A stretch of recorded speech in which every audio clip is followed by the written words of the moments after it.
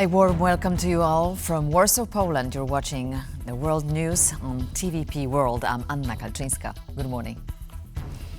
Polish Prime Minister Donald Tusk is attending a summit with the heads of Nordic and Baltic states in Harpsund, Sweden. The assembled leaders will mainly discuss transatlantic relations, regional security and Ukraine. Our correspondent Aaron Dahmen is on the ground. It is Poland's day in the spotlight here in Sweden. Prime Minister Donald Tusk, he will meet with the Swedish Prime Minister Ulf Kristersson in a direct bilateral meeting, and they will sign a new strategic deal between the two countries. That's an update from 2011. I'm also told that they will go on a rowing trip if weather allows, so some interesting pictures to come for sure if the weather here holds up. And this all comes after Donald Tusk was a special guest at the heads of government of Nordic and Baltic countries who met yesterday. They agreed to step up support for Ukraine, that Europe needs to take an increased level of responsibility for its own security. And Donald Tusk came to that meeting with this idea that there should be Navy patrols in the Baltic Sea. He proposed that idea. The leaders responded by saying it was interesting and they are now looking into it. Well, he briefed us today about this idea, and I fully understand the analogy he makes from Baltic air policing and NATO air policing to Baltic Sea policing. I think that's a good analogy, and we have experiences in Sweden from bad things happening in the Baltic Sea that needs more protection. So I think it's an interesting idea.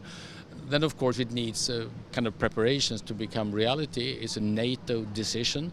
We cannot simply unite here in Sweden to do that, but we all thought it was an interesting thing to discuss more on.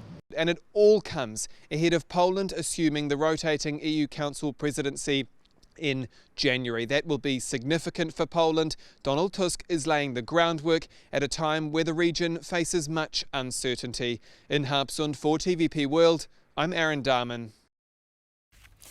Ukraine has been hit yet another large-scale Russian air assault as Moscow targets the country's energy infrastructure. Our correspondent Oz Katerji is in Kyiv and has the latest. Well, it was reported in the early hours of Thursday morning that Russia had launched 7 large bombers in the air to target Ukraine again, with the energy minister saying that the country's energy infrastructure had come under a massive attack. Now, there were strikes reported across the country, coming in Kharkiv, Kyiv, Mykolaiv, Odessa, Lutsk and Rivne. So a big attack across the country targeting the country's energy infrastructure. Now, there had been rumors that the Ukrainians and the Russians were discussing some kind of end to attacks, mutual end to attacks on the energy grid. It must be said that Ukraine has also been striking Russian oil facilities. That doesn't seem to have come to fruition, judging by Thursday morning's assault on Ukraine's energy infrastructure.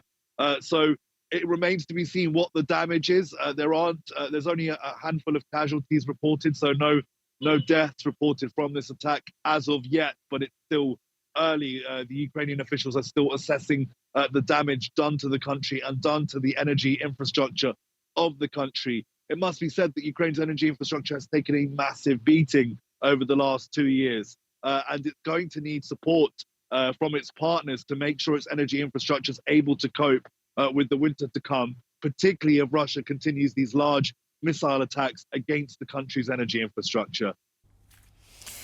Within the past hour, Ukrainian President Zelensky posted on X that several regions in the country were hit by cluster munitions. The commander of our Air Force, along with the Ministers of Internal Affairs and Energy, provided reports regarding the aftermath of the latest Russian strike targeting our energy infrastructure. In total, approximately 100 strike drones and over 90 missiles of various types were launched. Several regions reported caliber missile strikes with cluster munitions, deliberately aimed at civilian infrastructure. The use of these cluster elements significantly complicates the work of our rescuers and power engineers in mitigating the damage, marking yet another vile escalation in Russia's terrorist tactics. The outgoing administration of US President Joe Biden, meanwhile, is reportedly preparing a $725 million arms package for Kyiv. According to the Reuters news agency, Biden's team plans to supply a range of weapons from the US stockpiles to help Ukraine defend against Russia's advances. The supplies will include drones, landmines, HIMARS ammunition and Stinger rockets. One official told Reuters that formal notification to Congress about the defense package could come as soon as Monday. The package is being prepared via the Presidential Drawdown Authority that allows the states to draw from current weapon stocks to help allies in an emergency. And the Wall Street Journal reports that the Biden administration is running out of time to spend more than $6 billion that politicians authorized for aid in the drawdown fund. The paper also suggests that U.S. defense officials are facing logistical challenges with the volume of weapons they can transfer to Ukraine.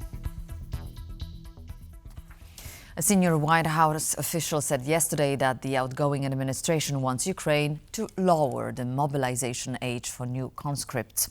Currently, the age limit stands at 25 years of age, and American officials want their Ukrainian counterparts to set it at 18. According to the unnamed source, it is a matter of pure math. The US official says that Ukraine's situation calls for more troops to continue the fight against the Russian army. As of now, Ukraine is not mobilizing or training enough soldiers to replace its battlefield losses. All the while, officials in Kyiv must remember to keep pace with the expanding Russian military. Ukrainians estimate that they need some 160,000 additional troops. However, their American allies believe the number to be much larger. And another appointment in the U.S. administration. President-elect Donald Trump tapped retired General Kellogg for the newly created role of Ukraine envoy. Kellogg has reportedly already presented Trump with a plan to end the war in Ukraine. Kellogg's plan for ending the war reportedly involves freezing the battle lines at their prevailing locations and forcing both Kyiv and Moscow to the negotiation table. The retired general served as the chief of staff for the White House National Security Council during Trump's 2017-2021 term and as a national security advisor to the then Vice President Mike Pence. Ending the war in Ukraine was one of Trump's central campaign points, despite the lack of clarity of what his approach will be exactly. As the new European Commission is about to assume its duties tackling global challenges, there's already a potential snag. The EU's diplomatic service may be looking at reducing its presence, sending mixed signals, just as Europe wants to have a stronger voice in the world. We go live now to our European Affairs correspondent, Sasha Farbach. Hello, Sasha. So tell us, is Ursula von der Leyen able to make good on all her promises that she's delivered? Yeah, hi there. Indeed, this is something that yesterday she made these bold promises in the speech. Remember, the commissioners were then finally voted on here in the European Parliament in Strasbourg. Close margins, by the way, just enough as she needed, one of the lowest actually in all the commissioners in the last decades, really. But nevertheless, on her promises, very much focusing on competitiveness and also defense, but also it's needed a loud global voice for Europe. Now, Kaja Kallas, the new High Rep, the chief diplomat of the European Union, will be in charge of that, and she'll be going around the world very much championing Europe's cause. And remember, this is going to matter in looking at aggression from Russia, looking at aggression from China as well, a new United States transatlantic relationship. But at the same time, she's going to need her staff. But that's exactly one of the problems here, is that there is a budget issue, which may mean that the EU has to refocus, that this diplomatic arm of over the 145 missions around the world are critical to making sure that EU policy policy is actually made clear to various governments and to also be a representation of EU values around the globe, and particularly if we're looking at Africa, if we're looking at Latin America. So that might have to change. There might be a refocus. Now, some critics have said that this is bad for the European Union, but we spoke to an MEP here from Latvia from the ECR group, and he had something different to say, and let's take a look what he had to say to us. There are 140 representations across the world, EU.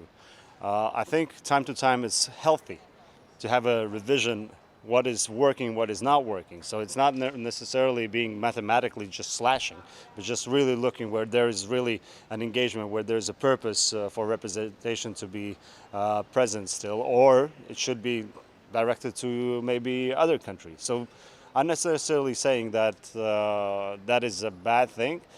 Maybe by cutting certain representation short, we can actually then divert the finances to matters that really are at the core issue for the EU.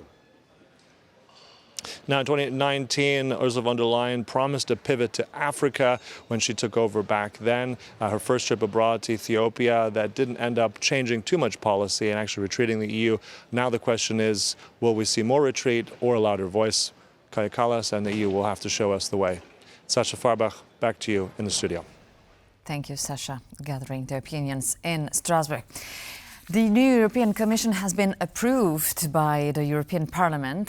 It will have now to deal with pressing issues like the war in Ukraine and Donald Trump's return to the White House.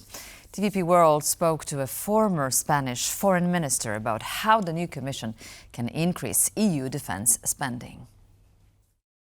The Commission can certainly put proposals on the table, but what's most important is that member states start building a coalition around this idea. And let me tell you that Poland's voice in this respect, the view that Poland would put on the table on this will matter a lot, which is why I think it's important that Baltics and Nordics and Poland are meeting as we speak today, precisely on defense. The message they can send, the message they will put on the table will matter a lot. And Poland leading on this message of jointly borrowing to invest together as a European Union will matter a lot. And that's a wrap for this edition of World News. Thank you for being with us this morning and see you soon. Stay tuned to TVP World.